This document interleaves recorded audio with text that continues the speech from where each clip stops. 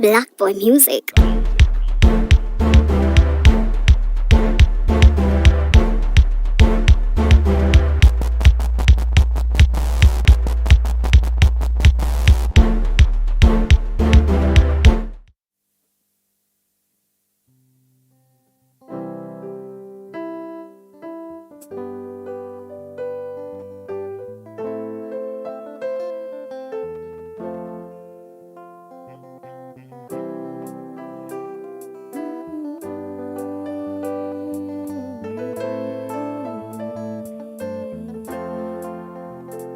Mondo moka newa bata monobyo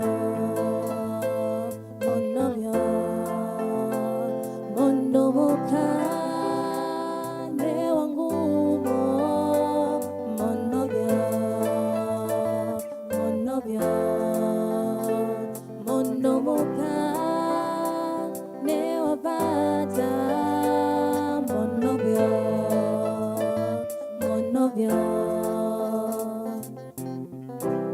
nani kama mama, nani kama mama yangu mama. Miezi 9 kanibeba shuleni, kanipeleka mawaidha, kanipa I love you.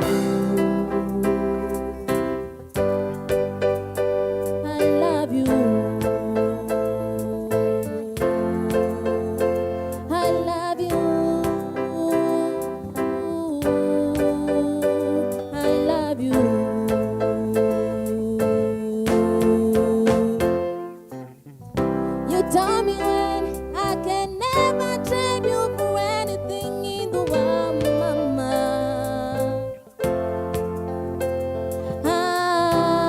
Adabu njema kanipa mama yangu mama. Mondo moka neo bata monobyo mondo moka newa ngumo monobyo mondo moka newa bata monobyo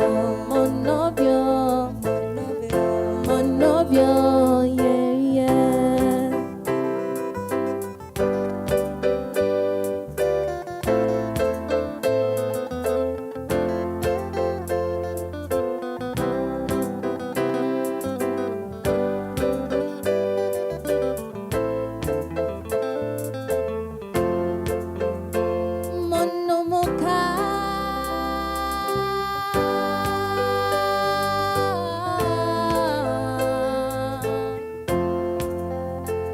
Mondo moka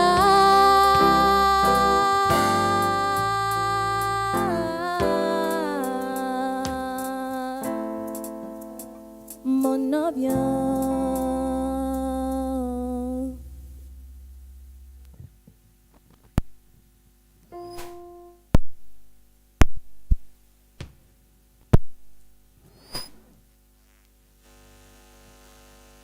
Sana squared. Thanks. Yeah, so we will be having this conversation in a bit, but I'd love to release you first. Yeah, you can just take a walk. Hey guys, sasa hivi yani niko excited kuwaona. Sijui kama you're this excited to be on Squared again. Thank you so much for keeping it squared every Saturday from 2 p.m. Remember, we're always live on YouTube at E_squared TV kila Saturday from Sanane. And we apologize for being late this week. Technical hitches, but we're here to have fun, just vibe in and have an amazing time, guys. It is an amazing Saturday. Happy new month, guys. It is another wonderful month, the 4th day of September.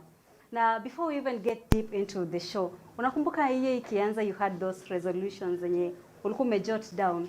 By the time we're ending 2021, I'd love to achieve this, do this, and get that.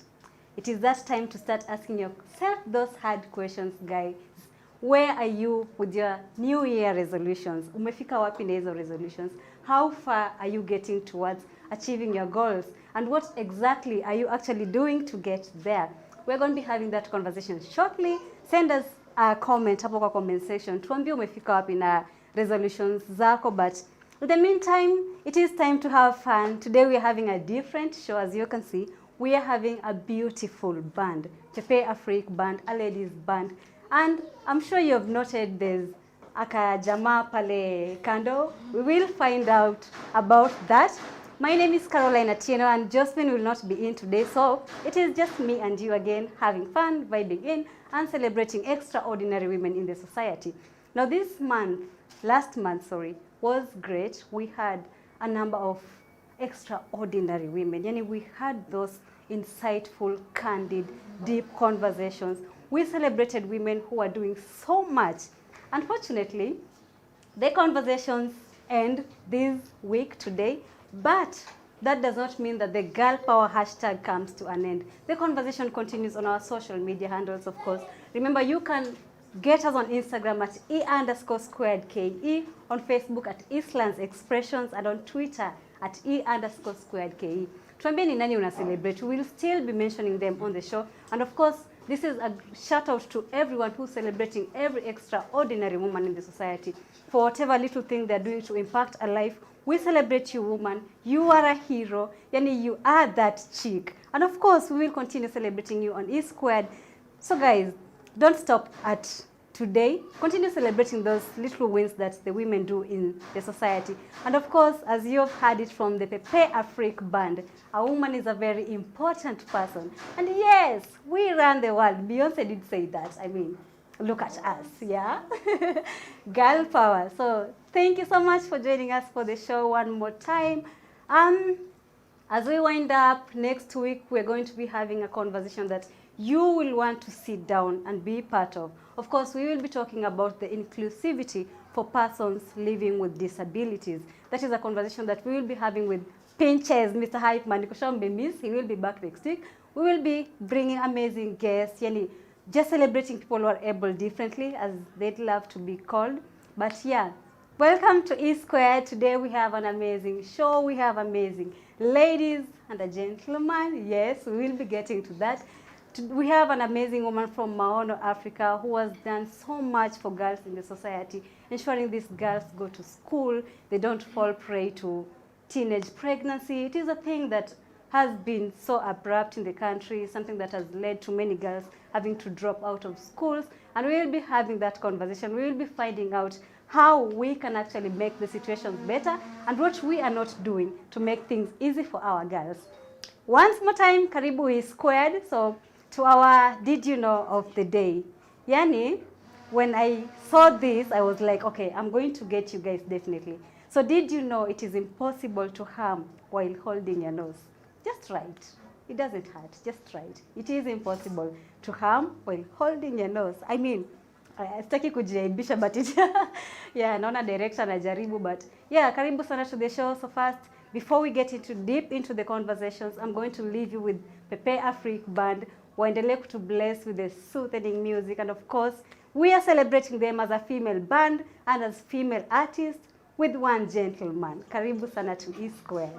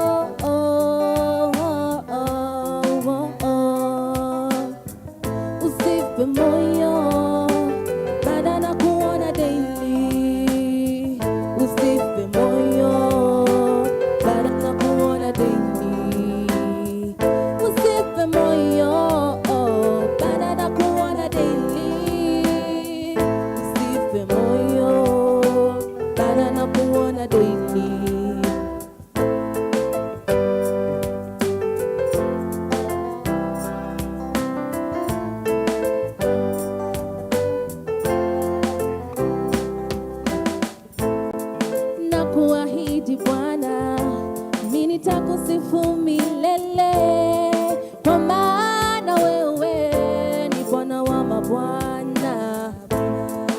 Umetupa maisha, umetupa amani, umeleta furaha. Nitazidi kukuabudu, nitazidi kukupa sifa na kusema asante.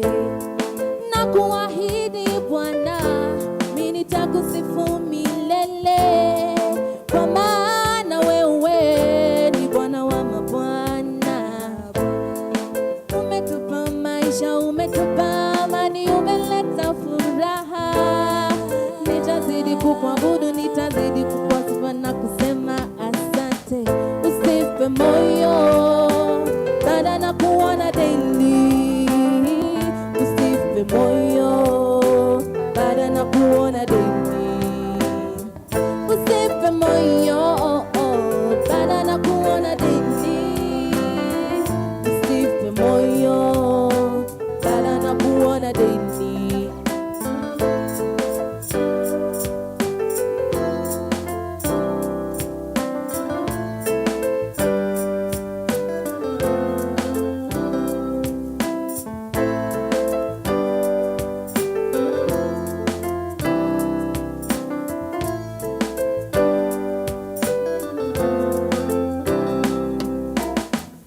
Usiku na mchana ye halali, baada na nicheki every day.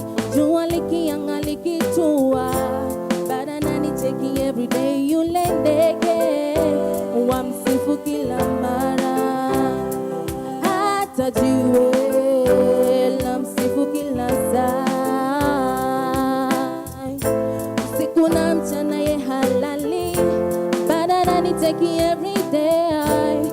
Jua likianga likitua, baada na nicheki every. Yule ndege wamsifu kila mara, hata jiwe la msifu kila saa. Mimi mwanako, mbona nisikusifu Bwana? Maana wewe ni Bwana wa mabwana. Usife moyo, baada na kuona daily. Usife moyo, baada na kuona daily. Usife moyo, baada na kuona daily. Usife moyo, baada na kuona daily.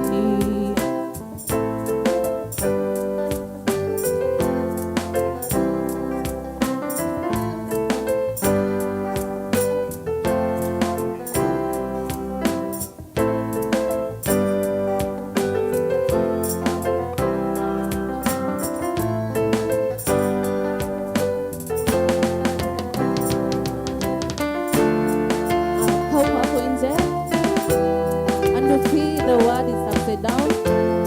Una feel uko lost sometime. Join there's someone somewhere unaweza tafuta msee uongee naye, and also especially unaweza ongea na God, atakusikiza. Najua madem na picha stuff mob like it's just you me, atakusikiza.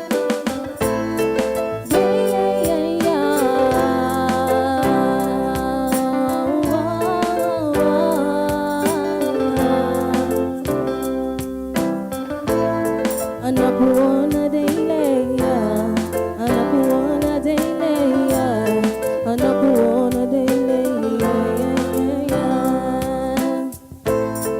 Usife moyo, dada wewe,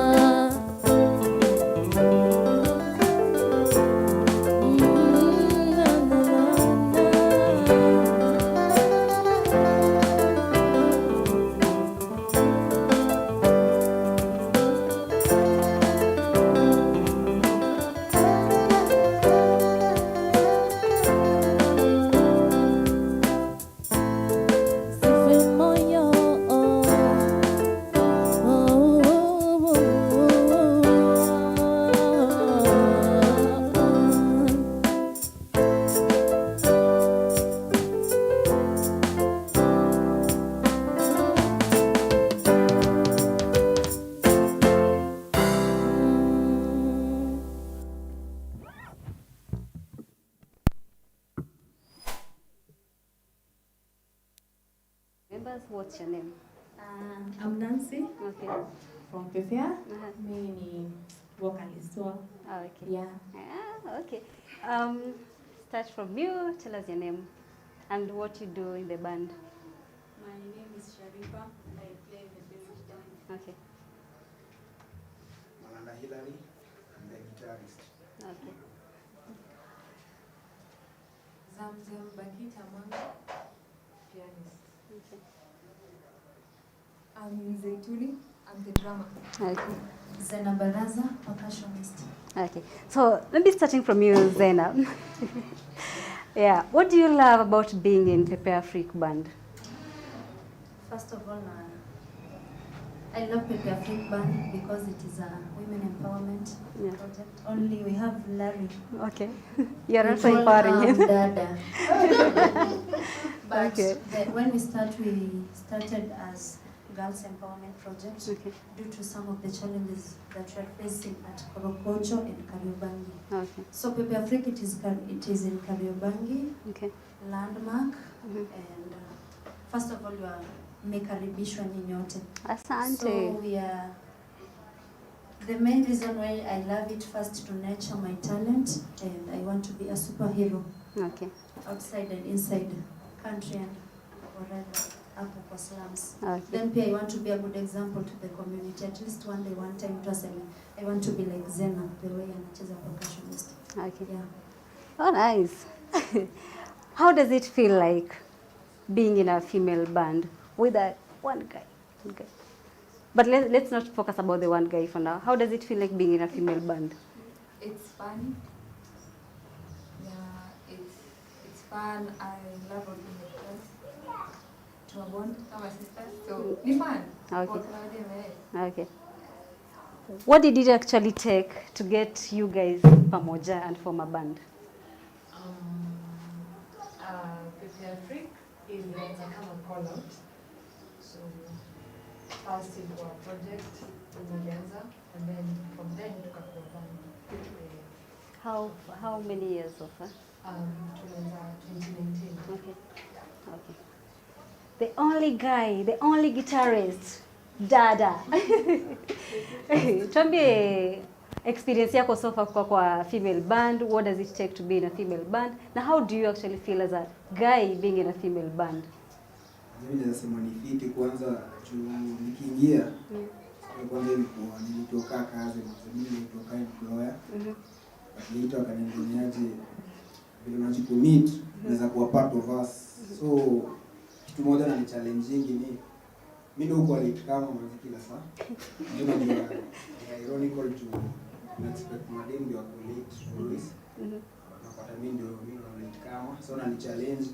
Then kila siku mimi na learn get so kila siku ni challenge fulani improve kwa craft yangu. Pia vile na interact pia na madem pia na way na change na get semester kale so kwa PEPEARFRIK mwanzini family. So stay feel that you Jimmy boy so vile unaweza kuwa wife na husband that vile juazi. Si ni wewe ni family. Kila msaidia kile pande yake the same way tunaweza approach ni ile kwa kila msaidia ama kila msaidia. Okay. Okay. So the opportunity niko pia sana na enjoy. Okay. Na hiyo jina ya Dada ilitoka wapi? Yona nitanga ngofena. Because napenda defender guitar. Sorry nitafena. Kila siku lazima kuruna name different na guitar. Okay.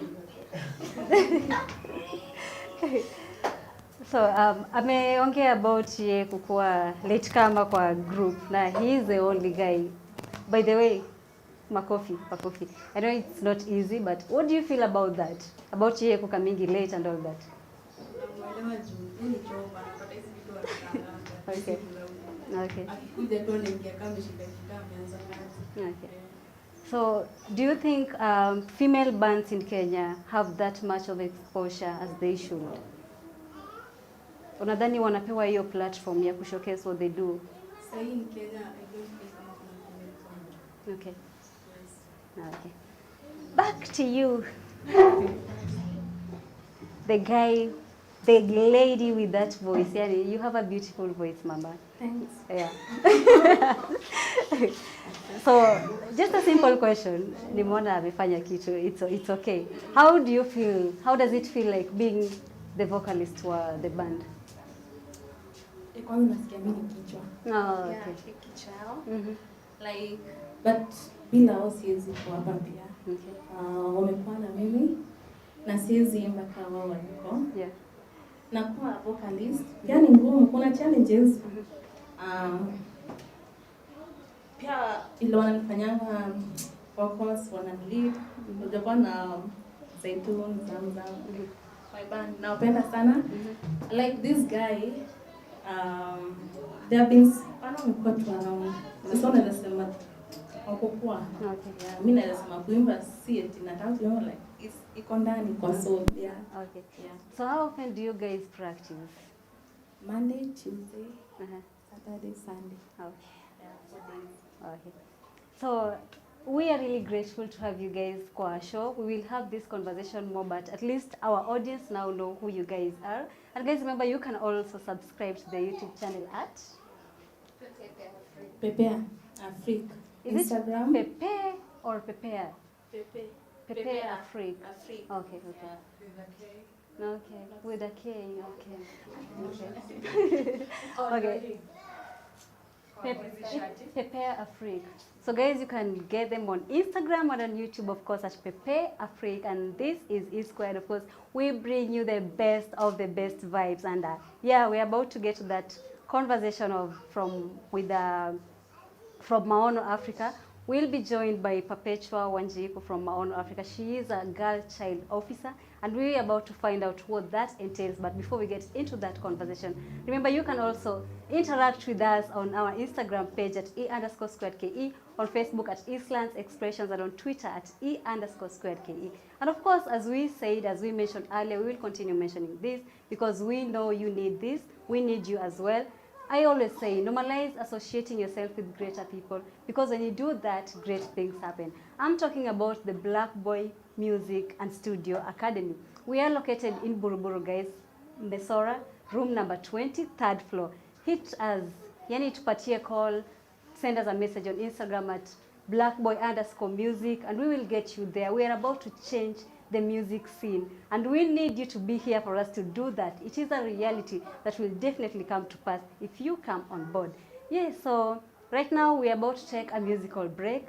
Of course, we normally have our Black Boy band, the guy band today I call in, but this is what they did some time back. They did this beautiful jam by Olamide Infinity. Check this out, and then we'll get back to the conversation.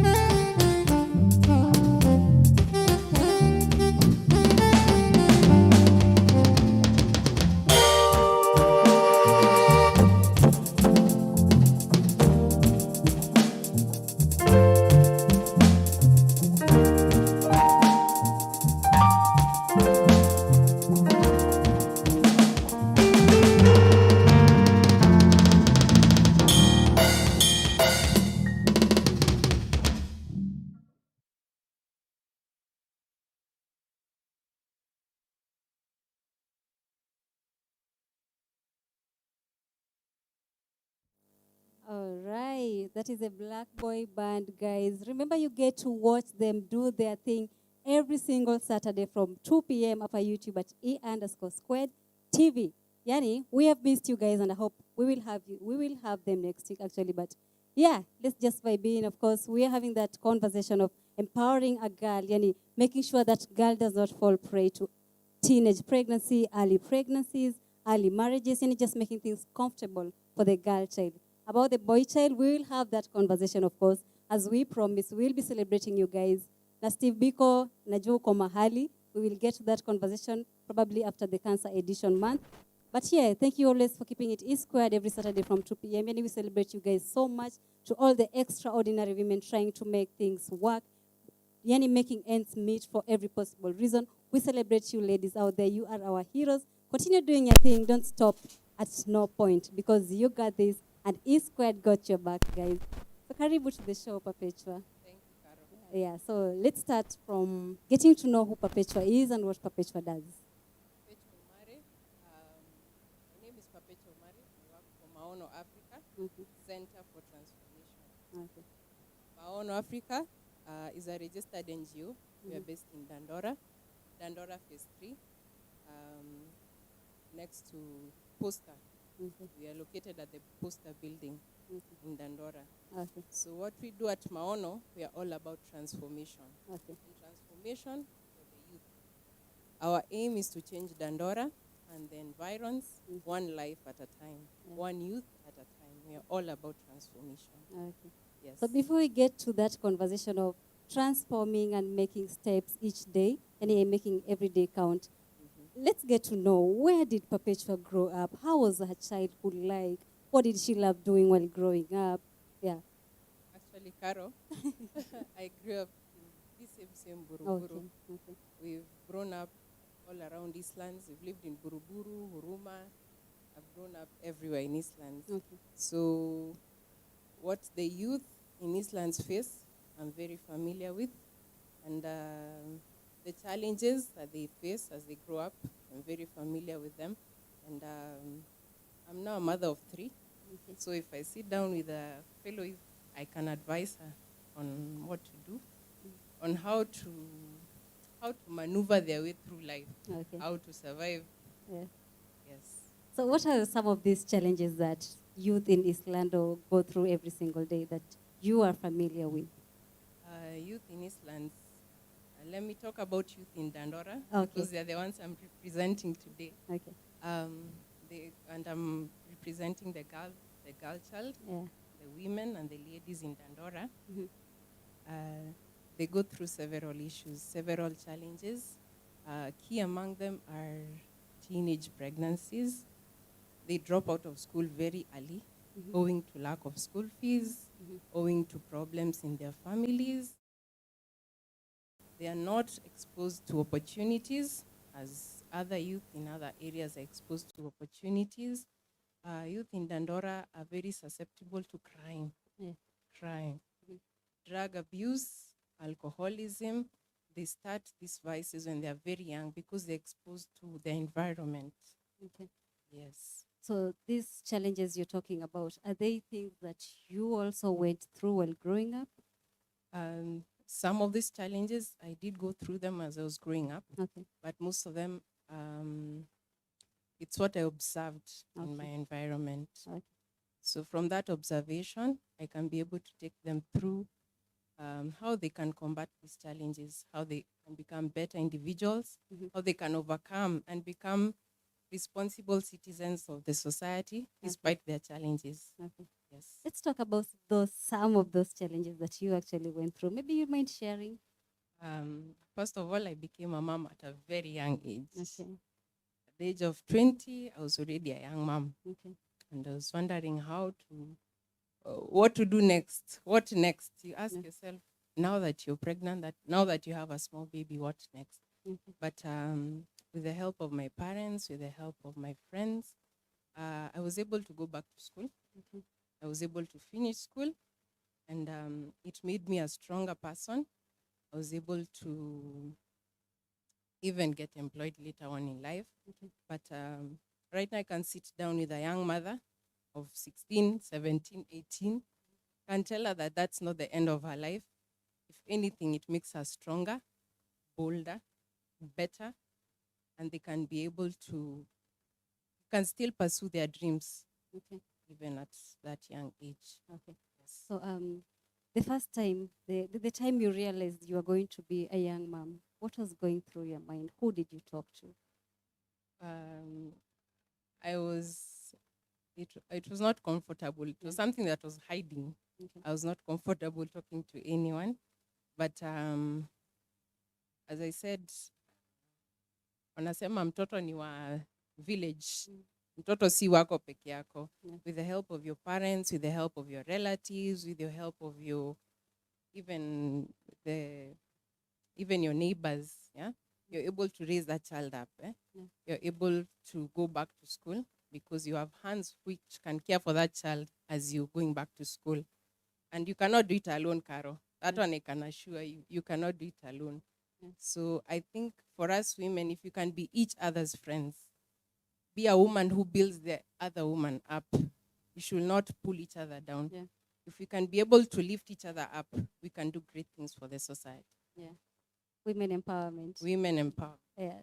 So your family supported you through that time. They But did. now relating with someone who doesn't know what to do, they don't even know if they are supposed to talk to the parents. What can you tell them? What I can tell them, number one, abortion is not the answer. Take courage, get that child, raise that child. With the help of God, you'll be able to raise that child. You'll be able to provide for that child. God will help you. That child will grow up. You'll be able to pursue your dreams. It is not the end of your life. That is what I want to tell you. It's not the end of your life. In fact, it's the beginning of a great adventure. Raise that child up. And being a woman, being a mother makes you stronger. It makes you open to, you can be able to hustle. Your mind is opened up to many opportunities around you. Yes, Carol, that's what I'd advise them personally. Okay. And do you think parents will actually ever get to that point of accepting, okay, it has happened, what do we do next? Because in most cases, you find a girl talking to a parent is a bit of a problem because the parent, they're not sure of what the parent will, how the parent will reduce. Yeah. Do you think it's something that will ever change? It may not be something that can change because you feel like you are a disappointment to your parents. That's the first feeling that comes to you. But find a relative, find a close relative who you can talk to. That could be an aunt. Find one of your mom's friends, someone who can mentor you and guide you, and even break the news to your parents, and who will help you and who will grow with you in your process of becoming a mom. Okay. So there's a report I saw done by Kenya Health and Survey Data, and it was quite shocking because now thinking of it from an angle that within the period of July 2016 to June 2017, there were over 300,000 girls who got pregnant within that time, meaning 2016 to 2017, with over 130,000 teen mothers having to drop out of school because of that. What's your take on that? Those statistics are disturbing. Yeah. It shows that, of course, there's a degradation of morals in our society. But then I'd pose a challenge to the parents, and I'd pose the challenge to the caregivers and also to the teachers as well. I'd tell them not to shun that girl. Okay. Don't shun that girl. Embrace her in society. That child, that teenage mother, that young teenage girl needs affirmation, number one. She needs to be told that this has happened. Let's face it. She needs to be encouraged. She needs to be taught how to be a mother. And she needs to be encouraged, Carol, to go back to school, to pursue her dreams, and to work even harder. Being a mother just gives you a ticket to work harder in life. It does not make you less of a person. Yes, Carol. what are we not doing right in raising our daughters? What are we not doing right? Yeah. Interesting question, Carol. Let me just say, the society as we know it, there's a degradation of values and morals in our society. And I think number one, religion. We have to take religion very seriously. I think religion has been put aside and people are doing things their own way. I'd urge religious leaders to continue encouraging our kids, continue instilling moral values in our children, in our young girls, in our young boys, because it's a matter of both girls and boys. Yeah. Instill in them moral values, instill in them the word of God from a young age. Pursue those children even as they are transitioning into high school. Those weekend activities, Yeah. pursue them in schools, going to schools, pastoral activities in schools, teach our children moral values based on the word of God. Because everything that is based on the word of God is right and it's pure. And once our children get instilled the correct values, they are able to grow with those values even as they become adults. Okay. So I think we've put moral values and we've put religion at the back of our minds. So there's all this rot in society that needs to be checked. Okay. Yes. So, other than religion, how can we check this rotten society? Parents, you need to be very close to your children. Okay. You need to be your children's best friend. Okay. As much as we are busy hustling, we need to keep a close eye on our children. Don't relegate that responsibility to your house helps or to a relative. You need to know your child inside and out. You need to, can I say kupeleleza? If your son is behaving in a queer way, you need to go check his bedroom. Sorry. You need to go to pekua his things. Find out why your son is behaving queer of late. Your young girl, you need to find out why she's been so quiet of late. Be a friend to your children. Do not delegate the responsibility of being a parent to a relative or to a house girl. Do not take those trips, business trips, which are months long, and you forget that you have children at home. You cannot delegate the responsibility of being a parent to anyone else. That one can only be done by you. And I think as parents, the most important asset we have, si magari, na si manyumba, it is your child. It is your child. You can build an entire career and lose your children in the process. Take responsibility over your children. Yes. What does it take to take responsibility over your children and just be a good parent, Perpetua? You are a mom who Yes. became a young mom at a young age. So Yes. what does it really take to be, being that kid's friend, being there for them? Yeah. Caro, it takes commitment. It takes, sometimes I say, you cannot party, you cannot have this social life and then still maintain a career and still raise your child. You need to be close to your children, and that sometimes means ujinyime raha. Yeah. For the sake of parenting. Be there for your kids. Spend quality time with your children. Spend quality time with your children. Mentor them. Have fun activities together. You don't need to be that strict mom all the time.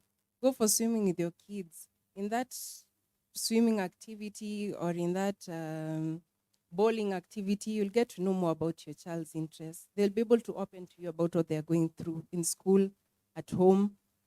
Be a friend to your child. Jinyime raha for the sake of raising your kids. Okay. Caro, you have only a few years to spend with your kids. Yeah. Once they're gone off to college, you don't have those kids anymore. They're no longer yours. Yeah. Yeah. So that little short time you have with your children, take time with your kids. Okay. That is what I can say. Okay. So getting back to what you do, you are a girl child officer. First of all, what does a girl child officer do? A girl child officer. First of all, let me speak about Maono. Okay. Maono, we are located in Dandora and we seek to transform lives of the youth in Dandora. Okay. It's run by a program director, Mr. Kenneth Owili. He's a very visionary leader.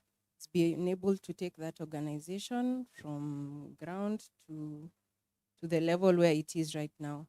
And we have many programs in Maono. We have sports and arts. We have capacity building. We have education and health and livelihoods.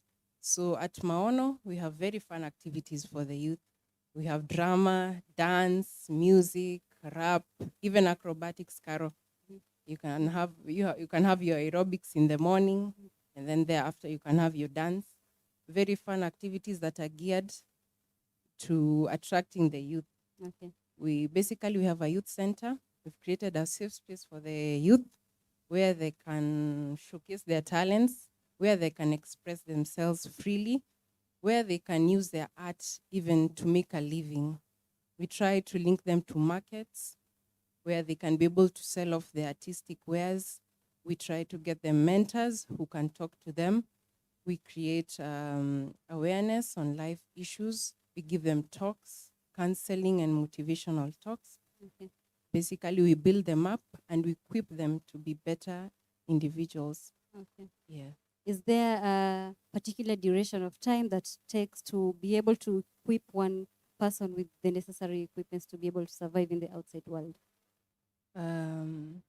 We take in youth from whichever age. Okay. It's usually best when you capture a child when she's young, Okay. but we can take in a youth at any age, and we can try and be able to transform the life of that youth. Okay. We focus on young children, adolescents and teenagers, young mothers. We are able to take in any age group as long as they're below 35 years, and we can be able to do something for them. Okay. Yeah. What does it really take to be a girl child officer? What it takes to be a girl child officer. Yeah. It takes a heart for the youth. You need to have a heart for those young girls. You need to be able to understand their backgrounds. See what wamelelewa buruburu. Yeah. They've been through some hard life, some hard stuff. Most of them are still trying to find themselves. Hawajijui. They're still, you need to be able to affirm them. You show them that, so you can sing. You're good at singing. They need affirmation. They need to hear someone say that you're good at singing. You're good at dancing. Maybe we can try to take your dancing skills to another level. Where it takes understanding. It takes, basically you need to show them love. It takes love for the youth, and you need to dedicate your time, your effort towards them. Okay. Yeah. So, given a scenario, maybe you've found a girl who's a teenage mom, because that thing, a teenage mom actually is eating me up. It's something that's happening so much. I really don't know if there is a way we can actually get out to these girls, hopefully through Maono. Yeah. I think it takes the entire effort of the society. Okay. It's the entire effort of the religious leaders. It takes the entire effort of the parents. It takes the entire effort our community-based organizations like us, because for us, we create safe spaces for the youth. We engage them. We engage their time wisely so that after school, instead of engaging in mischief, they can come over to Maono. They can engage in useful activities that are going to build them up. If you're good at dancing, there's a strict dance instructor at Maono who will take you through the dance program. And it's usually a disciplined course with set timelines. So you have to adhere to the rules, you have to adhere to the timing and the schedules. So it builds the character of the girl up. Okay. So it needs a combined and a joint effort. Even our media is also to blame, Caro. Okay. With all the programs they are airing, they are busy misleading our youth. Our music also needs to be checked, Caro, with all the gengetons that is in the air and the dirty lyrics that are in those music tunes. They are not building our youth up in the right. They're actually misleading them. They're not leading them in the right direction. So our media needs to be checked.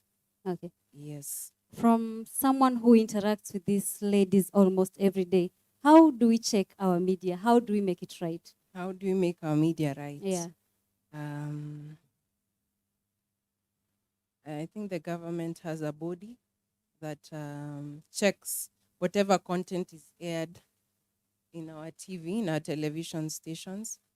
But it's not enough because we are still churning out dirty music. Day after day, there's a new gengeton that is coming up with the lyrics that are worse than the lyrics that were produced yesterday. Yeah. So there's a certain rot in society. We need tighter rules, tighter regulations that set the bar, and which set the bar, what is acceptable for our youth and what is not. What should be aired before 9 p.m. and what should not be aired before 9 p.m. Okay. Yeah. Yeah.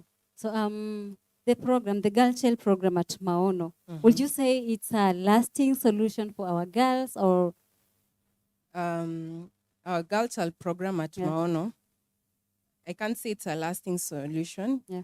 It's an ongoing program. Okay. And as long as we have these social ills in society, our programs will still remain relevant. Okay. Our program is headed by a certain lady. Her name is Ruth Gashuru. She's not able to be here today, but I want to acknowledge her presence, as well as another lady by the name of Florence. So I'm actually representing a big team. And together, we run an ongoing program. It's an ongoing program that seeks to capture these youth while they're still young. Okay.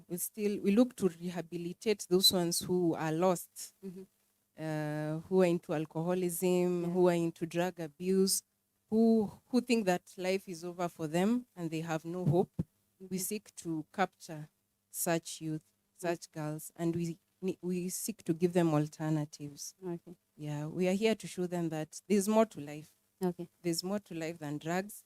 There's more to life than prostitution. Okay. You can do bigger, better things with yourself. We want to show them that there's another lifestyle. There's an alternative lifestyle, and they can achieve that. Okay. Yes. So ever since the Girl Child program started, what is the feedback so far? What is the feedback so far? I'd like to believe you're doing great things in the lives of these young women. And we are seeking to not only to make sure that they're enrolled in school, but they're also retained in school, that they don't drop out in class 6 or grade 8. We want to make sure that they transition into high school, and after high school, they're able to pursue even whatever degree of their choice. And I think we are making a big impact in Dandora. Okay. We are making a big impact in Dandora. Yeah. Yeah. And we celebrate you for that. Thank you, Caro. Yeah. So we have comments. Steve Biko anasema niko ndani. Of course, Steve Biko, karibu sana I-Squared again. And it's always so fun seeing your text. It's amazing. Always you tuning in on I-Squared every Saturday. It's so encouraging. James Njiwe anasema yuko locked. Karibu sana James. And remember, you can always stay locked every Saturday for this amazing show I-Squared every Saturday by turning on the notification bell hapo kwa YouTube yako. Just turn it on so that anytime we are live, anytime we put out content for you guys, you are able to access it and be part of the movement. Yeah. Sunset KE anasema yuko locked. Thank you so much, Sunset. Leah Adhiambo anasema, Caroline, you look amazing, niko locked. Thank you so much, Leah. Oh, Steve Biko anasema, that gentleman is the luckiest man I know. Hawa warembo wote. Okay. I see what you did there. Musumba anasema, Carol looks good. Thank you so much, Felix Musumba. Nancy Bansi anasema, what inspired her to be a girl child officer? And how old was she when she decided to do this? Like, what inspired you to be a girl child officer? I've lived in Dandora for around 7 years. Yeah.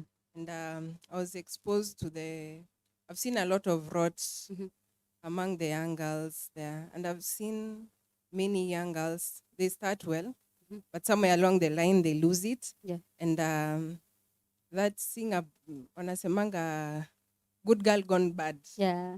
kuona hiyo happening right in front of your eyes and seeing story after story. Yeah. This girl was once a good girl. She was in school. She dropped out. Then she got pregnant. She went into drugs. Some of them, Caro, actually serving time in prison cells Okay. because of drugs. Yeah. So seeing that story repeated over and over again, good girl gone bad. Yeah. Hiyo kitu inanikwara sana. Yeah. If there's something you can do, if you can capture them young and then influence them while they're still young, Yeah. we can be able to create good citizens in society, despite their backgrounds, despite their situations at home. Okay. I believe they can make something out of themselves. They can make something out of their lives. Is that always a guarantee? Because a good girl can go bad, go good, then go bad, you know? It's a chain. It's not a guarantee. It's Yeah. their choice. Yeah. So we'd like to, as Maono Girl Child Program, we'd like to influence those choices. We want to influence them, Okay. influence those choices, show them there's an alternative lifestyle. Okay. Yeah. Okay. Nancy Bansi, another comment. The band is amazing. It's really great seeing a female band that is so talented. You guys are amazing, yeah? Steve Biko anasema, you are a girl child officer. What are you doing to reduce the rate of girls involving themselves with drugs? 90% of girls I know use drugs. Kwanza, who are your friends, Steve Biko? Yeah, what do you think about that? What are you doing to reduce the rate of girls involving themselves with drugs? We are doing a lot of sensitization and awareness campaigns. We are doing a lot of counseling. We after school, during the holidays, we try as much as possible to capture these girls. We form them into groups. We mentor them. We counsel them through sensitization, and we show them the dangers of these drugs. Okay. And we've linked up with other organizations in Dandora. And if we get situations and if we get cases where girls are into drugs, alcohol, and they're junkies, we try to link them with those organizations which can do rehabilitation for them and get them out of the alcoholism and the drugs that they are into. Okay. Yeah. As a girl child officer, and relating that with Steve Biko's question, do you think there's much we can actually do to get rid of this normal that is seemingly looking normal? Because on social media, weed is a thing. People are normalizing using weed. It's like nobody's even hiding from that. So do you think there is a way we will actually get to that point when one is able to distinguish between bad and good and just stay sane from drugs? It's possible, Caro. And as I said, our media has a big role to play in all of this. If we can be able to censor all these programs, if we can be able to censor all this music that makes drugs cool, that makes partying cool, that makes weed cool, we need to check our media. Okay. As parents, we need to keep a tight hold of our children. As religious leaders, we need to come in and preach against the social ills that are wreaking havoc in our society. Okay. It needs a combined effort. It's not easy, and whatever problem is being faced in Dandora is faced the world over. Yeah. And it needs a combined effort. Okay. Yes. Michael Black has a question. She looks quite young. Does she think that Gengeton has influenced the behavior of the youth? You talked about Gengeton. Gengeton is let me just say, it's pure evil, in my opinion. Okay. As a mother, I don't even like to hear my kids singing along. You know, it has a very catchy tune, Caro. Yeah. Even in the matatu, you just find yourself vibing to it. Vibing to it. Yeah. I think Gengeton has contributed so much to the degradation of morals in our society, and especially among the youth, because those songs are not censored. Yeah. Those songs are just, they churn out dirty lyrics, one song after another. and it needs to be censored. They need to be checked. The lyrics in those songs need to be checked, in my opinion. Okay. Yes. Other than the media, do you think there's any other arm that can help us work on that gengeton thing? Like just being able to distinguish what makes good sound, what is right for the audience and all that? Other than the media, Yeah. I think music producers also. Okay. The music producers, they can also be able to say no. Yeah. Can be able to set a bar or a standard upon which these musicians should work to improve their music. Okay. Yeah, they should not accept any music that comes in. Okay. Yeah. Steve Biko again, anasema you are a girl child officer. Oh, okay, we have answered that. Ian Josh anasema about the gengeton content. Are you talking are you talking to the boy child? I'm talking to both boys and girls. Okay. Okay. Okay. Mile G's anasema she's so bold, go girl. Okay, I love to bring back Ian's question, story na boy child and the gengeton, but without the gengeton. You major on empowering the girl child, making things work for the girl child, yani just building something great out of her. What happens to the boy child? What happens to the boy child? Yeah. We also have a boy child program, but in our society today, it's true, Caro, that we have focused so much on the girl child, and we've forgotten that there's a boy child also. And without checking the welfare of the boy child, there's nowhere we are going in society. Even we've focused so much on women empowerment. In some organizations, women are highly encouraged to apply. And the chances of a male being taken are very low compared to a girl child. So it is true that we focus so much on girls and we've lost the focus on our boys, but our boys have lost their way. At Maono, we have a boy child program. In fact, most of the youth that come through Maono are actually young boys. Because of the sports and the dancing and the acrobatics, we have a lot of boys involved, a lot of young men involved. So I'd urge our listener here to pay us a visit at Maono. Come see the activities that we're involved in. Come see whether you can be part of our activities and how you can help improve Maono. You can even mentor our youth, see how you can come in. See how you can come in. If you have a skill and you wish to teach our youth, I invite you to come to Maono and see what we have to do. Great things. They do great things. Every day I walk in there, I get challenged, Caro. I get challenged by the work that those youth are doing. Okay. Yeah. So earlier you mentioned you are a young mom. So Yes. if you don't mind me asking, how old are the kids now? My oldest is 10. Oh, okay. I have a 6-year-old and a 4-year-old. Oh, okay. So I have 3 kids. Okay. So I'm about to ask this question. Are they boys, I girls? have 2 boys and 1 girl. Okay. So as a girl child officer, how do you make sure your boys and other boys are also empowered equally as the female? I try as much as possible to expose my child. I don't hide the fact that there are all these social ills. I actually call my boys and I tell them, you see so and so, you see this and that. Maybe he's seen 2 people maybe smoking. I show them, I usually expose them, and I want them to expose so that they can know the dangers of whatever is out there. Okay. And I try as much as possible to even expose them to opportunities out there. And I just don't focus on the girls, on my girl only. I try to make sure that they're all exposed to the opportunities. I counsel them a lot. I teach them a lot. And the word of God, that one never leaves my home.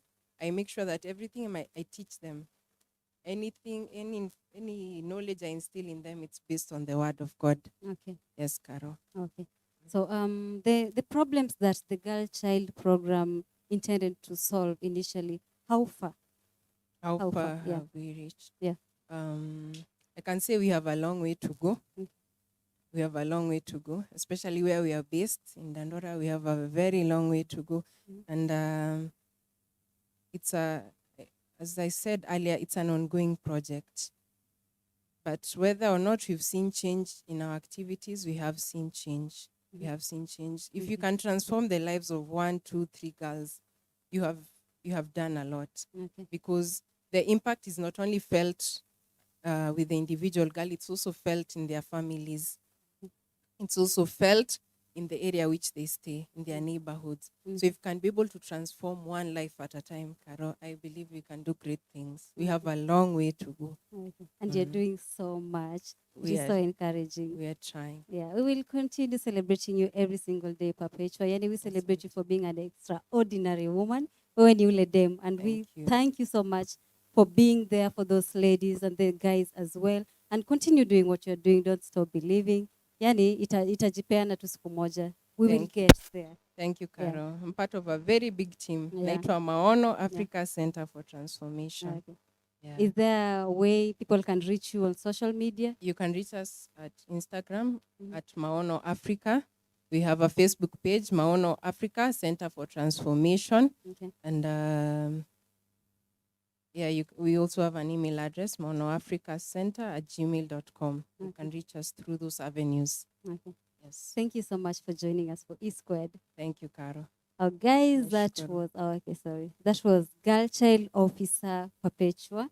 You can catch this interview, of course, after the live ends on YouTube at E_Square TV. And remember, you can also get to interact with us on our social media handles on Twitter at E_Squared KE, on Facebook at Islands Expressions, and on Twitter at E_Squared KE.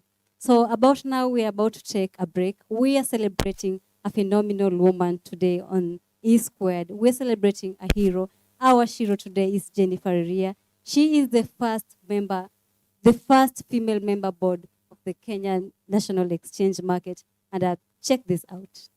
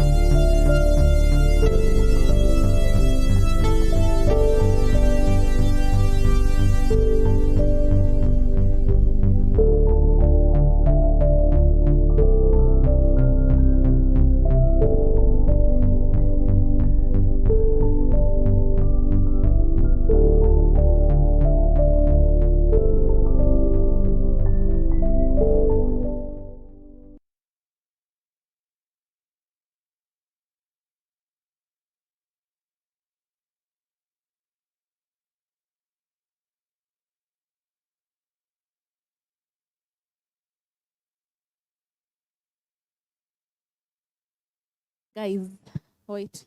So guys, the next song is called Sweet Feeling. It's a version of reggae music, African music. Na sai, aka uko hapo na watch, just find a space. Like, nisaya kukatika, kuvunja mfupa. So tafuta hapo space as you're going to show off this lovely music. Thanks.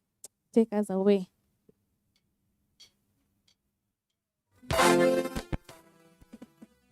Yeah, yeah, yeah.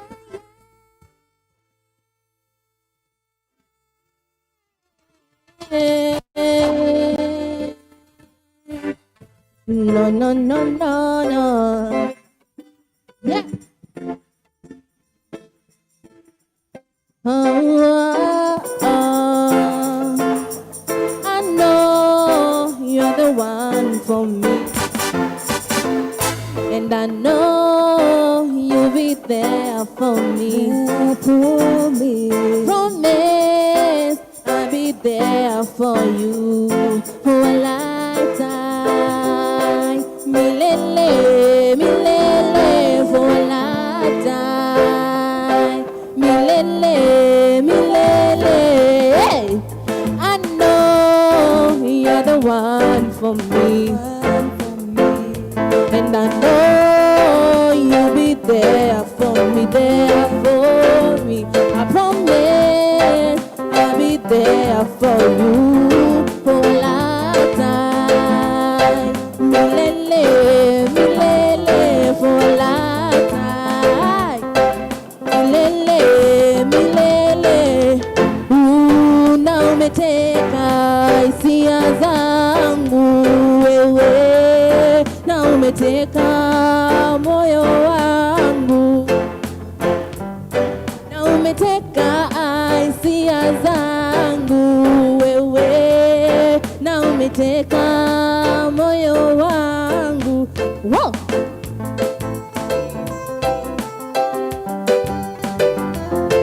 Reggae, reggae.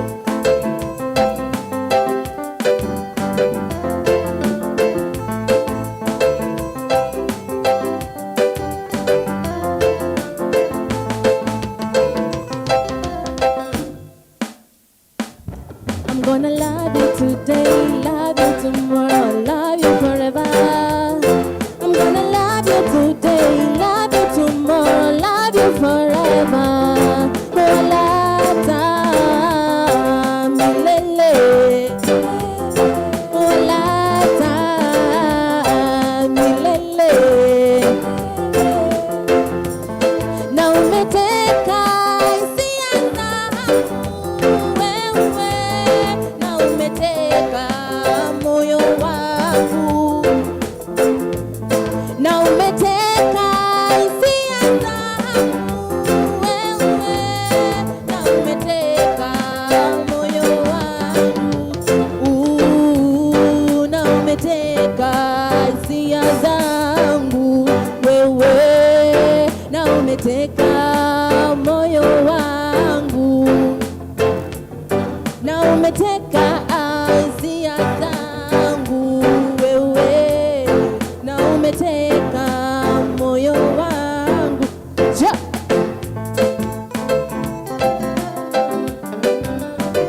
If you love reggae sweet music,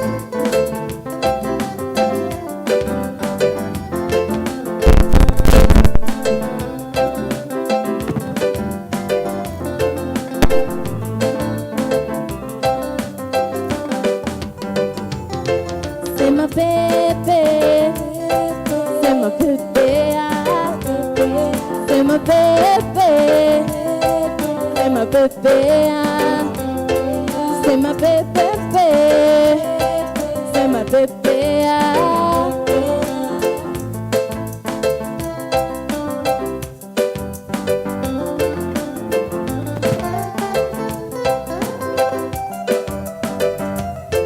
Sema pepe, sema pepea, sema pepe, sema pepea, sema pepe, sema pepea. Yeah!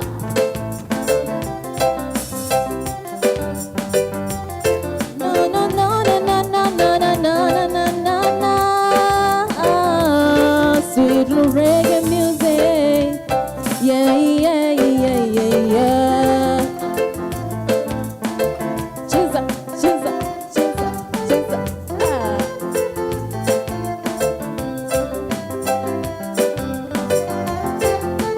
Yeah, yeah, yeah, yeah.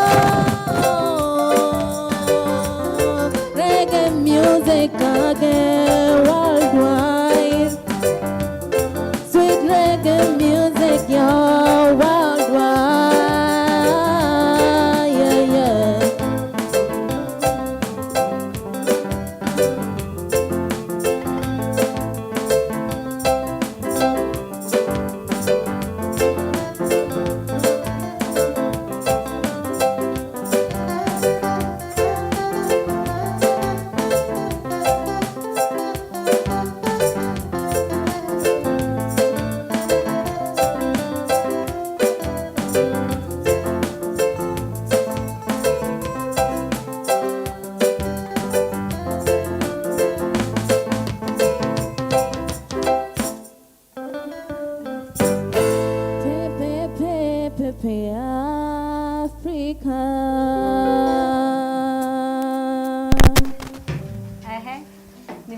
actually. Umedance. Nimedance. Niko na miguu za left zote lakini nimejaribu. Yeah. Oh. So karibu sana. Tell us about your song ulikuwa una perform. Hii song tukiandika kwanza like on Sunday. Sasa hivyo kila msee kwa banda alikuwa na vibe the same. Sasa ni something ilikam tukasema sweet feeling inamaanisha. Hadi kulikuwa sweet feeling ni like kitu una feel poa, hakuna stress uko nazo kwa mind, you're only thinking about music na life, unaona. So the moment tukiandika ngoma tuliona caption ya reggae kwanza. Ja reggae iko globally. Na kila msee anapenda reggae. Na kila msee anataka kusikiza reggae. Sasa tukasema tuimba specific reggae but blend with African music pia. So ndo ikakuwa kitu kimoja. Sweet feeling. From African music to reggae thing, yeah. Okay. It's beautiful. It's beautiful. So maybe talking to you Jenga bokos. So last year you guys had an online concert ilikuwa September. So maybe tell us about that. How did that come about na mlikuwa mna seek kuachieve nini na your concert? The online concert you had last year September. I don't kumbuki ni which one exactly. Yeah, 26. Sawa, nimekumbuka. Hiyo online concert ilikuwa tulikuwa tunaenda live, so tulikuwa tuna create pia fanbase yetu. Okay. Na pia tulikuwa tuna create fanbase yetu, na pia tulikuwa tuna share our good music na wasi wengine. Okay. So to the only guy in the group, there's a comment ilitumwa when we were having the other interview, and someone was saying you are lucky to be in a female band because these ladies they are so beautiful actually. Do you think you are lucky? Yeah, I'm so lucky, mzee. Very, very lucky. I'm so lucky. Juni blessing, mzee. Si rahisi kwa alafu unapata mademu mwenyewe pia ni wakali. Yeah, si rahisi. So ni wakali aje, wanafanyaga nini? Ni wakali, unaona upande wa drums hapo wananifanyia kweli drum. Yeah, security. So hao wanakupea security ama wewe unawapea security? Unajua kila mtu okay, si wote tunatoka different areas, you get. Na kila mtu anajua territory yake. So security na mean that senza kushoniaje lari juu uko na instrument fulani na fulani. Usipitini ni kwamba but tunapata zoezi most of the time tunafanya zoezi jioni sana kani kama Monday Tuesday na get. So unajua security si necessarily lazima mtu akuje ationi aje. Hiyo ni security na wewe una get. So hapo ile pando ukali si kila mtu anacheza bass. As much as unaweza pata msanii anacheza solo. Mimi pia nataka another ni class lesson alafu upate mdema amejichallenge una most of the girls wanacheza bass Kenya unapata wanacheza reggae lakini ukipata pia mtengea kwa diverse kwa nini yake field yake inakumotivate keyboard pia si rahisi unapata mende unacheza sana like percussions nini kuimba Okay. And you're doing a great job actually. Yeah. So how did the group come about? Why Prepare Africa? Hiyo jina ilitoka wapi Prepare Africa? Actually tulikaa for like tunapiga tizi but hatunanga jina yake. So like kila mtu akakama up na idea yake okay Prepare sawa. Then for like Prepare then Africa. So Prepare Africa, so Prepare Africa. Okay. Also naweza adapt to that. Okay. The word prepare like unajua kila msee hapa ametoka like kwa slums like tukayo. So like tukiwa pamoja kila msee atakutoka. Unaona kutoka out of slums aende in a good life. So tukaona ni tunaweza pata ni jina gani? Tukaona okay tunataka kupepea. Unaona the meaning prepare kutoka tunataka kutoka. Sasa ilitoka from the word hiyo ikakuwa to this Alafu tena like unajua ile kuna ile dreams na kwa mtoto unasema if I grow up I want to be a doctor. Unaona? Yeah. Unaona kistafuka hiyo. Sasa hiyo ilikuanga sisi tunataka kutoka. Tunataka kuwa fly ka butterfly yenyewe. The butterfly inapaa. Inapaa alafu inasia a lot of things. Unaona? Sasa itoka from hapo. Okay. Inakubaliwa. Venye umeuliza tulikam up aje. So kila mtu alikam kivyake. Okay. So si ati tulikuja pamoja tukasema tunataka kuanza. Sasa kama mimi walikuwa nacheza show yao kwa street. Pale hivyo ilikuwa na story na madem kuhusu pads supply. So nilisikia hiyo music. Venye nilikuwa napita. Nilifurahia venye walikuwa nacheza. Hapo ndio nilijoin nikaambia tu hiyo best yangu endelea tu na safari mimi nitabaki. So hivyo ndio nilibaki. So then the reason why PEPEARFRIK ni tulitoka chini sana. Okay. Kulingana penye tumefika saa hii ni level at least si kubwa sana lakini si kama ile ya kwanza. But kila mtu alijileta. Si ati tulikaa tu tukajipata pamoja. Okay. Na from mali mlianza na mali mmefika sasa hivi unaweza sema mme make steps ama mko at which position sasa hivi? Tume make steps kubwa sana kwa sababu tukianza hatukuwa tunajua kuandika song. Okay. Hatukuwa tunajua kucheza. Kila mtu alikuwa like kama huyo anajua kucheza drums but kuna skills zingine hakuwa nazo. But venye tulika pamoja maybe Nancy anaweza sema cheza hii ama Zamwa sema ongeza hii. So pia mi percussion sikuwa ile perfect but through discussion na kukaa pamoja likafanya tukafika hiyo level. Then mwanzo hatukuwa na anything. Okay. Like 1 year tusaini 2 years. Mwaka ya kwanza yote tulicheza bila instruments. Tumekuanga tu tukiimba. Tunaenda ama sometimes tunaomba mtu gitaa ama any place. But sahi tulikaa chini tukajifikiria si wenyewe, tuka make steps, tuko na mitambo zetu na tunaweza write song na tunaweza piga pia show huko kwingine juu mwanzo tulikuwa shy sana. Okay. Yeah. Okay.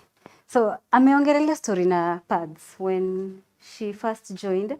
You guys were having that conversation on menstruation and checking your handles niliona you guys were also having a campaign on menstruation. So tell us about that. Actually hiyo stuff ya pad ilikuwa kuna mdema na hiyo stuff so alikuwa like so dunini madem unaweza come inspire watu fulani hivyo. Okay.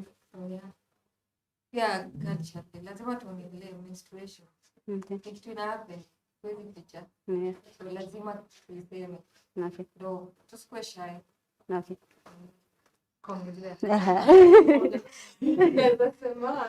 Naweza sema like nini kwa society yetu like story na menstruation like si rahisi kuiongelelea in public kama like kuambia mabro zetu about menstruation ama our dads like si rahisi, ni kitu tu maybe wewe na made ama maybe wewe na sisi yako but kwa hiyo campaign ilikuwa pia inaonyesha maybe bro yako ade anaweza pita hapo kwa super ama kwa duka kubuy pads juu like to make ikaini kama ni normal ni okay mdem ku menstruate. Aya, kwa bro. Are you always also part of the menstruation conversations? Oh, your menstruation. Yeah. Since you are joined there, your conversation. But ikikuja lazima tunahave na get. As much as pain in a way pia ita bring effect kwetu inawe na get.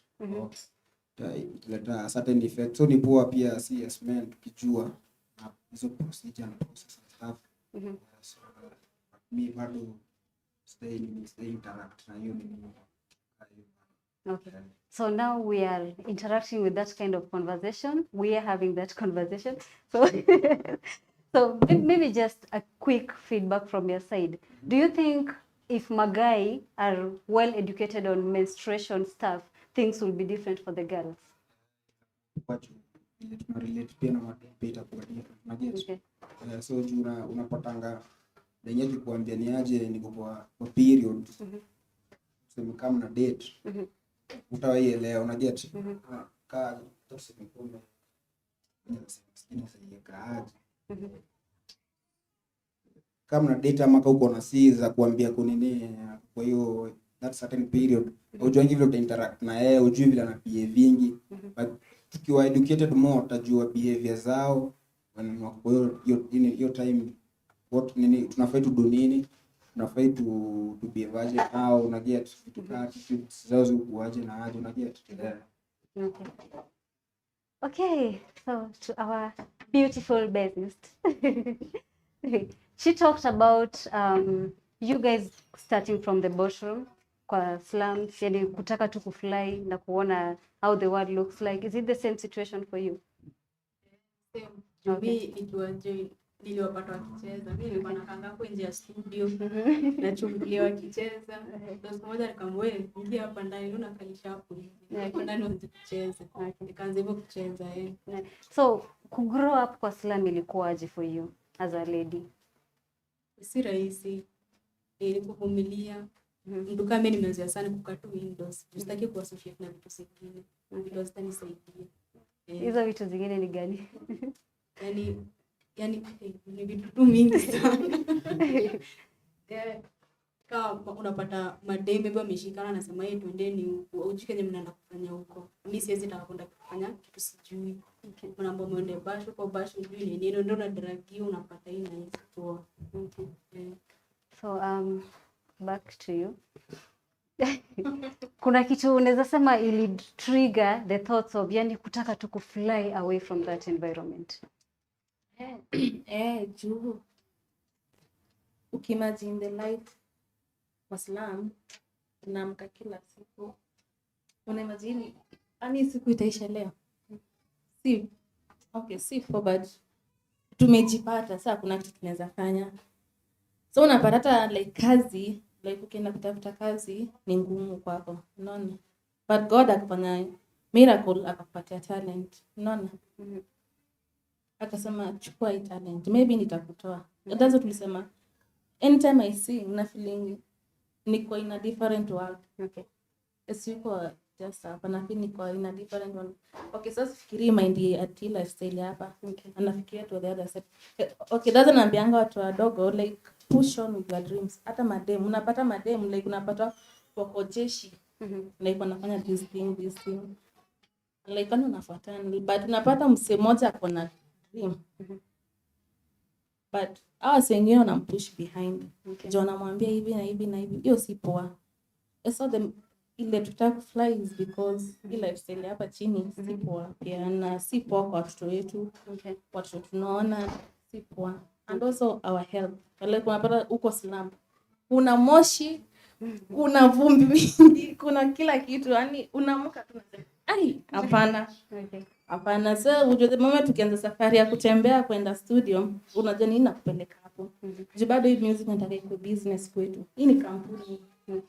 Na tunataka kuicreate kwa something big. Juu hata like maybe in 5 years to come tutakuwa internationally. Maybe in those 5 years tutakuwa ambassadors wa madem. Amen. Yeah. So group ikianza, the initial goal ilikuwa ni gani? Goal yetu kuempower madem. Women. Sana women. Nisikudanganye juu stigma iko hapa around ni kali sana ya wanawake sana juu wanawake wajui kujiongelelea. Unapata the moment akitaka kuongea anarudi.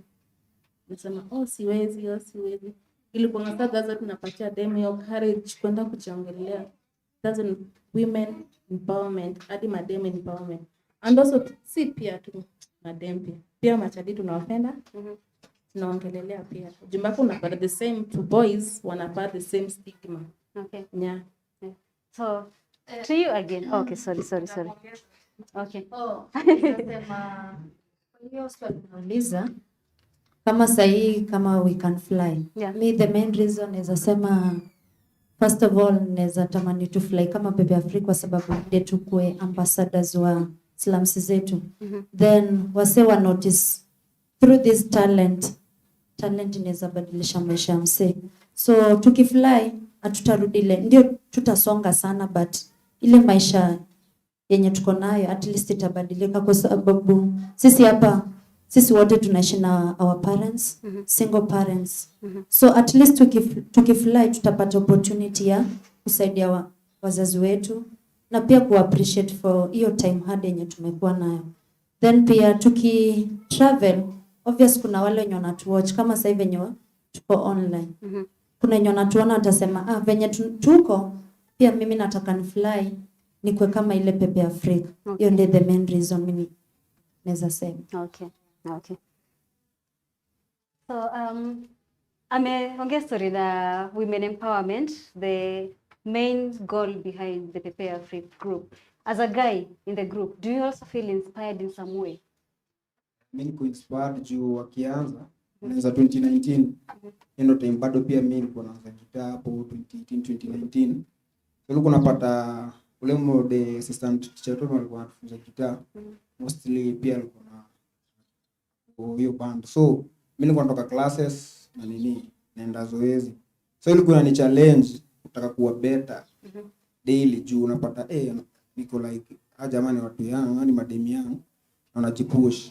So itakuwaje pia mimi naweza fanya nini, naweza do nini hadi pia mimi ni grow.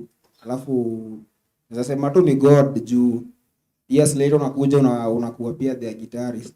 Hiyo ni inspiration nini, alafu pia ni step moja poa.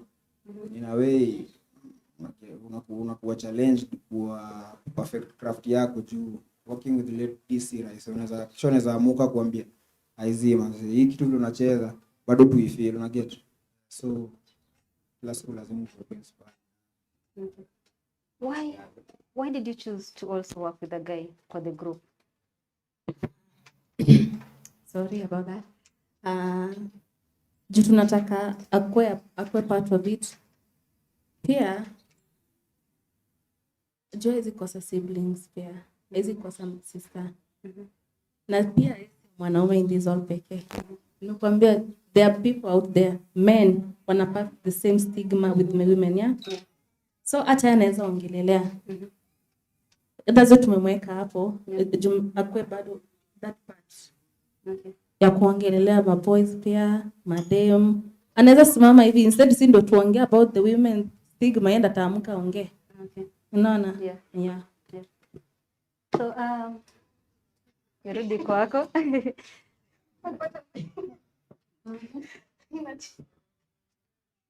Yeah, so amongelea story na stigma and him also representing as a guy for the same space. Do you also feel the same way about what she said? Yeah. Juu like venye tu amesema kwa na yeye like of course ni ngumu kwa na wadem, but and then again to understand, unaona, definitely atajua venye like kwa na madem unahitaji hii na hii, ata get ku feel feelings zetu, I don't know, like ata get tu kwa na say unless akona sister ama akona cousins madem, unaona, so juu amewak na sisi atajua relate na hao ama na wasi wengine hivyo tunaelewa sasa. Okay. So unaweza sema challenges zenye mmepitia as a female band sasa hizo fani kama gani?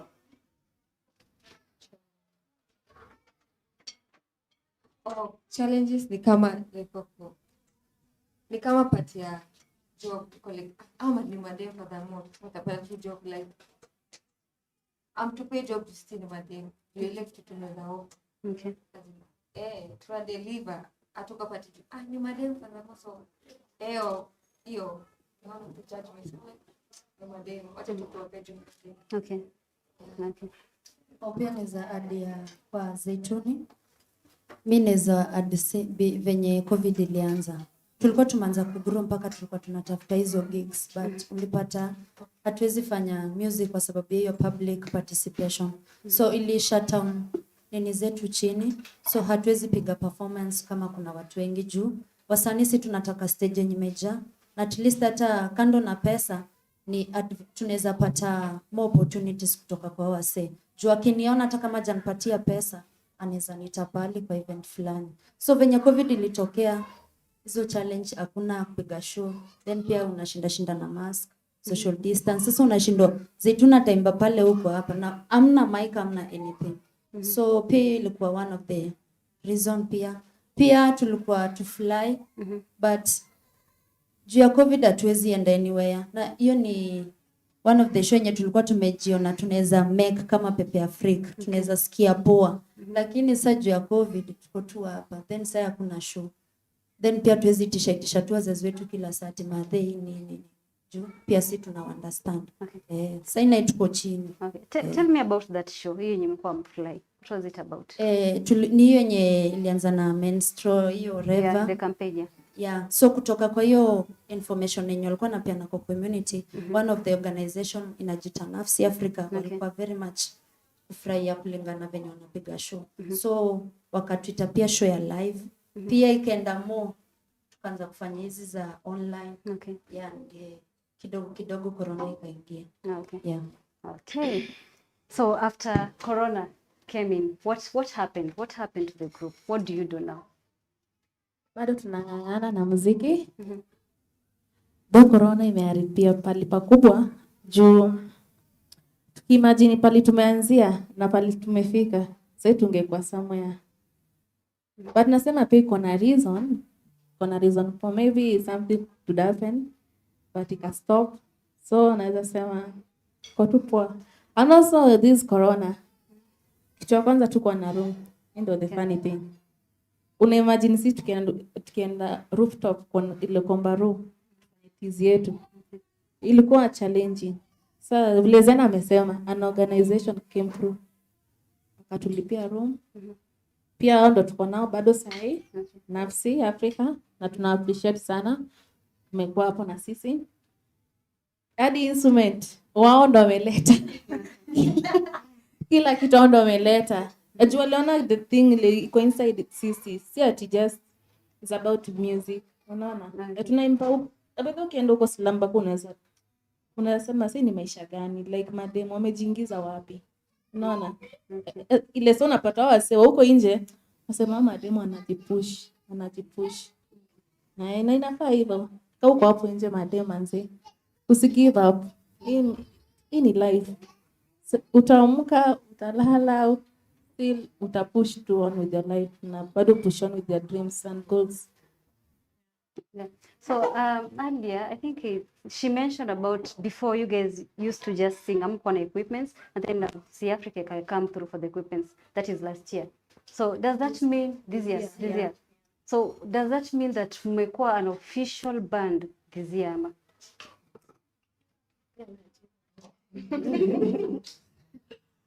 No, kwa sababu hatukuwa na place ya kupiga tizi, yes, but tulikuwa tunang'ang'ana kwa sababu kulikuwa na place baba dogo ilikuwa inaitwa bega kwa bega na ilikuwa na instruments na wasi walikuwa nakama hapo kupiga tizi, so like kulikuwa na hiyo monthly charge unalipa do and then unapiga tizi, so like tukitry kupata hiyo do tunaenda tunapiga tizi, so siwezi sema like tumekuwa officially band this year. Maybe tumekuwa na challenges about instrument here and there but tulikuwa tunang'ang'ana. Tunapiga yote hizi. So sasa hivi venye tumekuwa na instrument imekuwa easier juu like tunaweza access hiyo room sasa yenye tunataka. Tunaweza piga tizi anytime tunataka. So siwezi sema like tumekuwa official band this year. Na nini imewa keep intact as a group from 2019 mpaka sasa hivi? Mimi naweza sema work na madem si rahisi. Definitely tuko na moods, feelings, like kuna mko unasikia like sisikii kuongea na nani, but in as much as for like si ni madem tunajipush na tuko na hiyo passion ya kufanya what we're doing.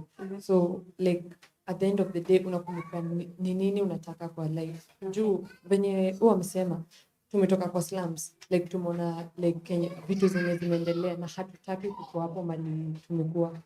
So at the end of the day unajiambia unataka nini na maisha yako, unataka kuwa nini hapo mbele. So I guess hiyo ndio imetuweka pamoja. Despite of hizi little kanyagana, definitely hiyo ni kawaida. You see madam, but unajua at the end of the day unataka nini. Pia naweza ongeza kupendana na kukosana. Hiyo ndio familia. Na kujua ni nini mbaya na nini mzuri. Ujo the moment mimi nansi nikiamka na jolo ni sikiatizi nipande stairs. Okay, the first stairs tapanda najua okay nafaa ni meet na band.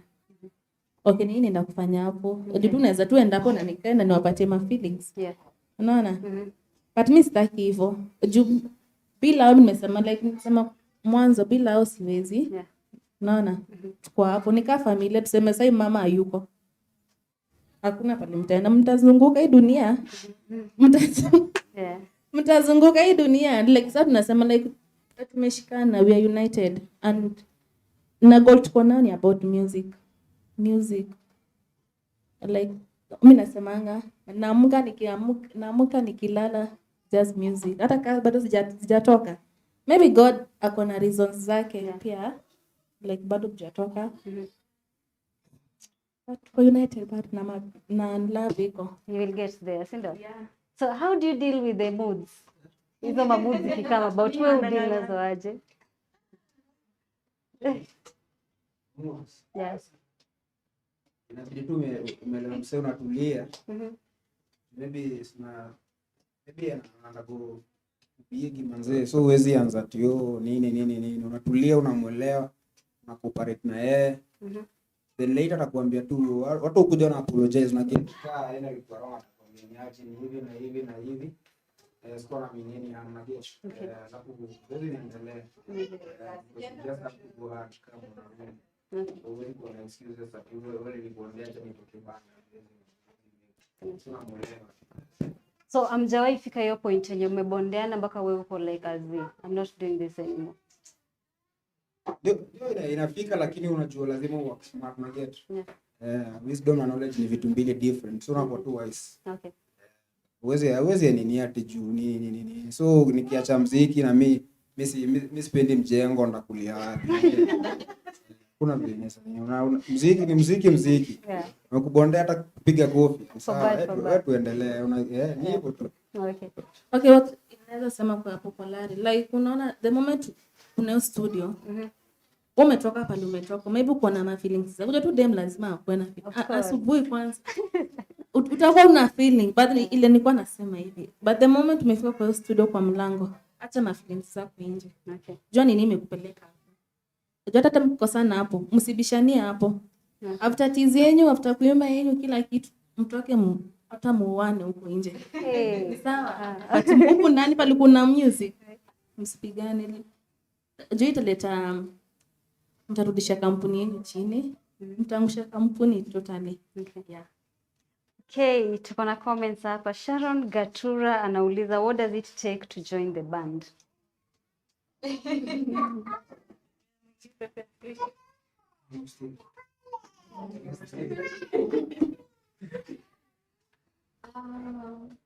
Okay, for now, atuna but we'll think about it. But then again, of course, like tumetoka far na tunaenda far, but say itakuwa tricky msee, like si tumekuwa tukiwaka hizo siku zote, and then umekam say unataka like kujoin, itakuwa tricky. Hapo siwezi sema nini ama nini kweli, but like maybe useme maybe unataka kufundishwa ama anything else. But kujoin band hapo tricky. Sawa. Okay, more comments. Michael Black anasema tutakuja maono tuone. That was for Perpetua. Steve Biko anasema, what is your girlfriend's take about this? Mimi mademu wangu alinitoa IG juu aliona nitafollow mademu. Okay, don't get that. I think it's directed to you. Like anauliza, what is your girlfriend's take about you being in a female band? Jili yeye demu wake aliona alimtoa IG jili alimwona amefollow mdemu mwingine mama demu. Mimi one thing. Okay, mimi nikia wale mademu wote nimedate. Si wengi, watatu wawili. Hata uko sure? Sema watatu. Watatu. Wote ujue mimi muziki una get. Na mimi usema mama wangu alikuwa before anybody. Alikuja, she was the first female in my life. Na alikuwa anasema angalari focus na masomo alafu muziki baadaye. But later nikakuja nikaanza muziki aka accept.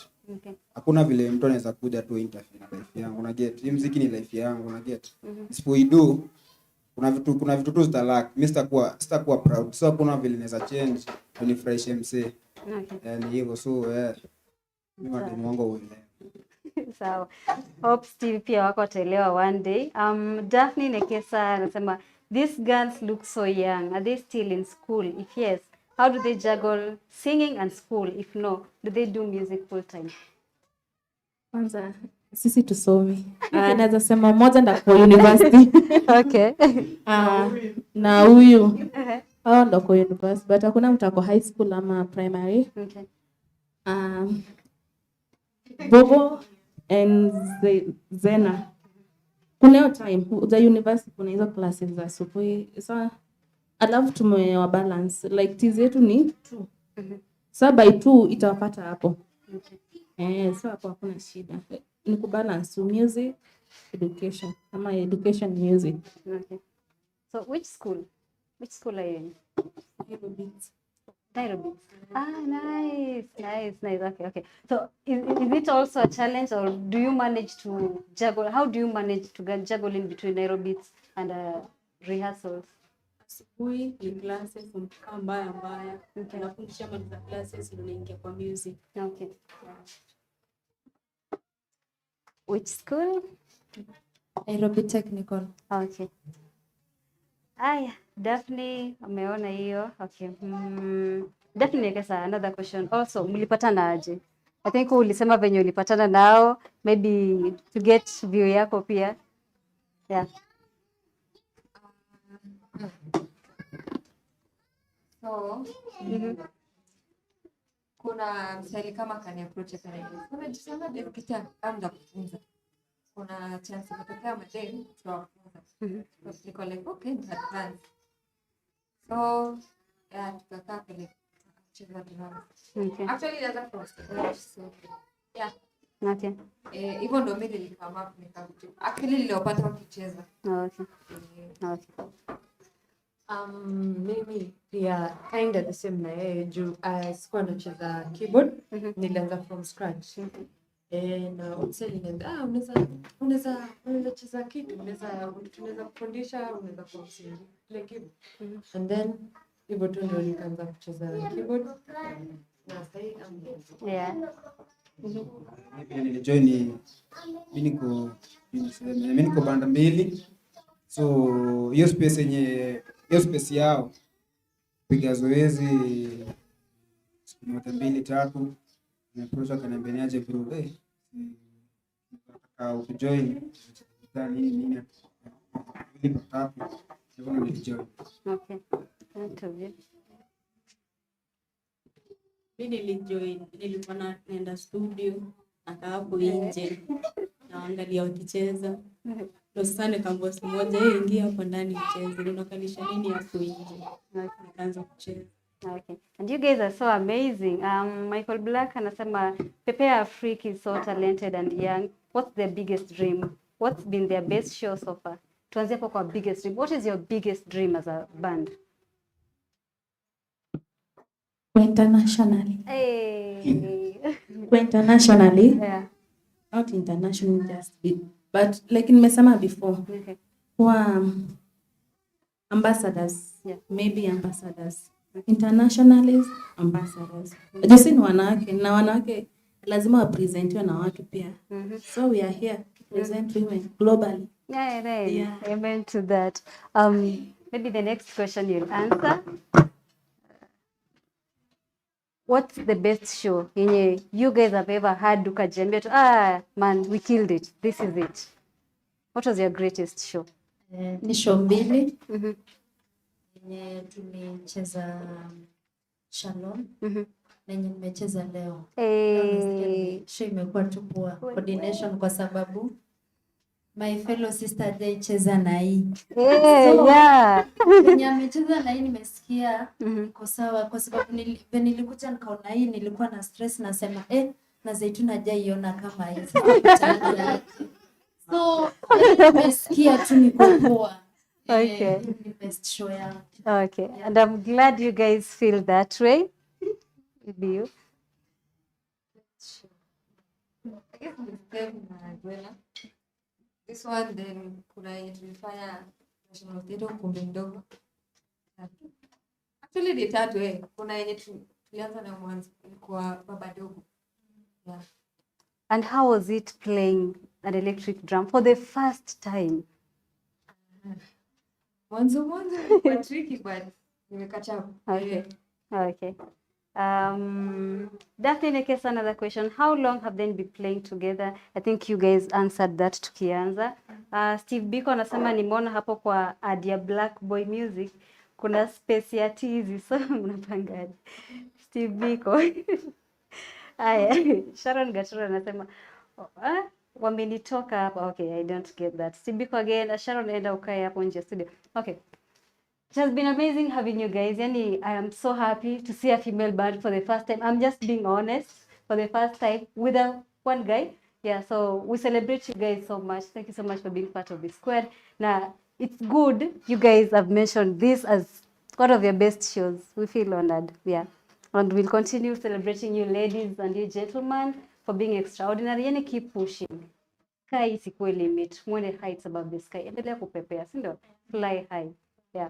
So guys, this has been Squared. I have been your host, Caroline Atieno. Thank you so much for joining us for this show and every Saturday from 2 p.m. Remember, you can always catch us live on Instagram on Instagram at E_squared_KE, on Facebook at Island's Expression, and on Twitter at E_squared_KE. And of course, we're always live on YouTube at E_squared TV from 2 p.m. every Saturday. Turn that notification bell on so that every time we go live, every time we put content out for you guys, you are able to access it and be on the know.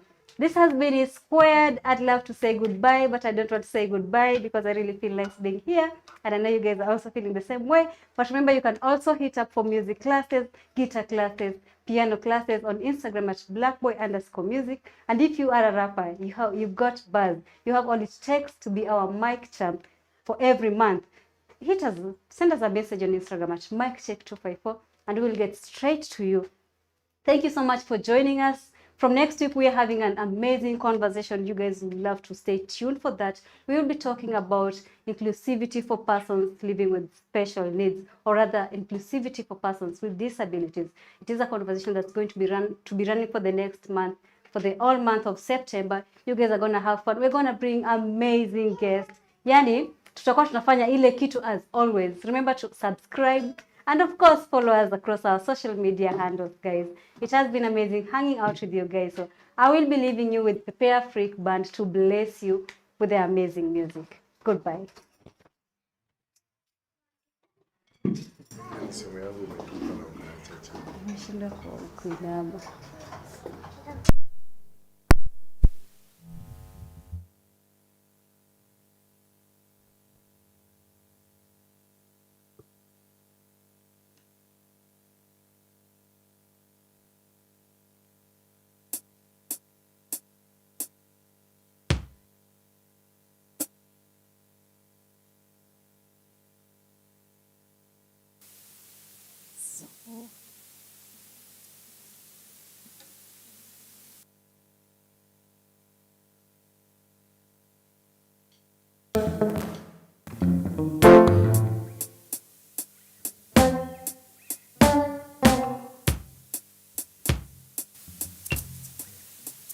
Tumekutana nawe,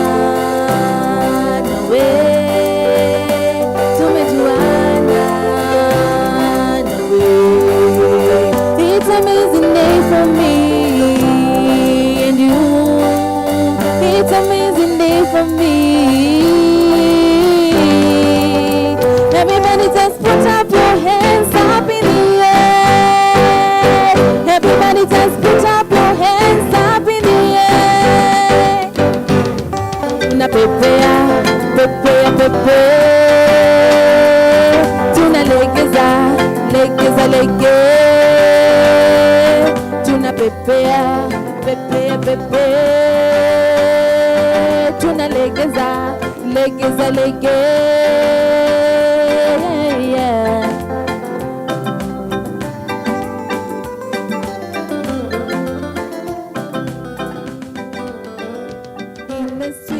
Jamii maveste kuzeni leo pati ya dimoro. Twende chini kwa chini, best ni aspiri maisha tu pamoja. Basi weka shida kando, basi weka stress kando. shida kando, basi weka stress kando. Tunapepea, pepea, pepea, tunalegeza, legeza, lege. Tunapepea, pepea, pepea, tunalegeza, legeza, lege. Yeah, yeah.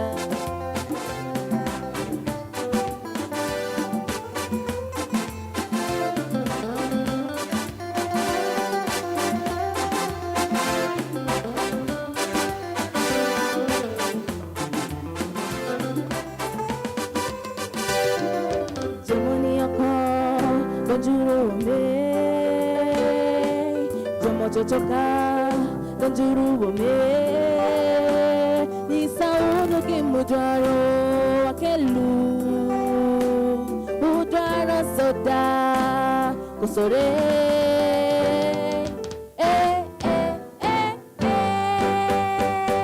Everybody just put up your hands up in the air. Everybody just put up your hands up. Empowering young girls there. I hope mnaniona, mnanisikia. I hope it will reach.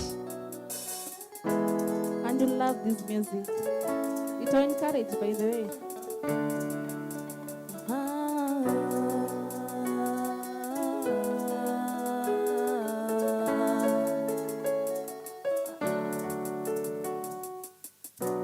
Walinena wakasema, nikata mkwalika nukwa, mioyo ikachemka moto.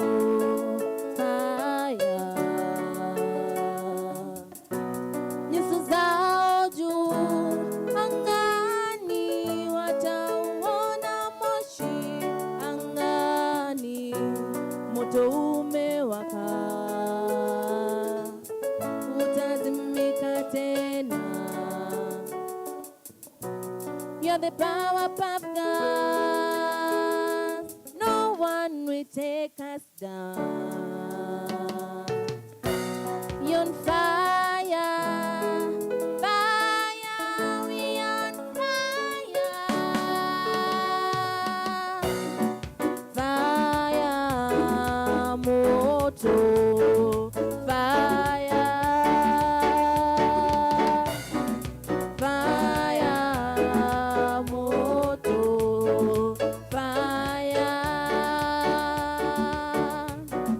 fire, moto, fire, fire, moto, fire.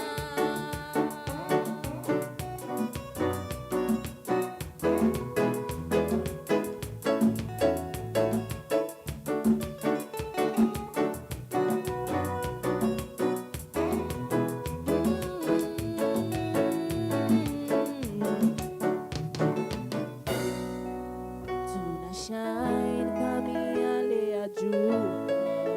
We can fly high to the sky. We are strong like never before. We are women of steel. Nyuso zao juu angani, watauona moshi angani, moto umewaka, utazimika tena.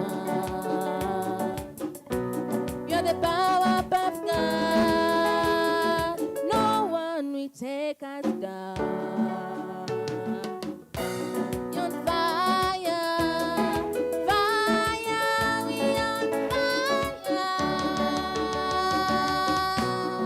Fire, moto, fire,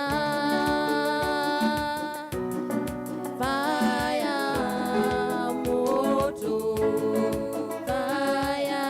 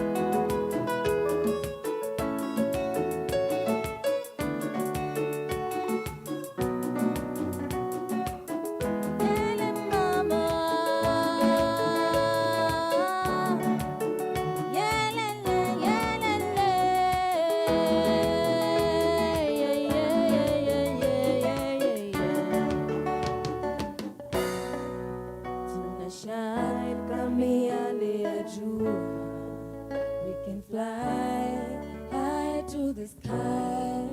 We are strong like never before. We are women of steel. Manake doshi.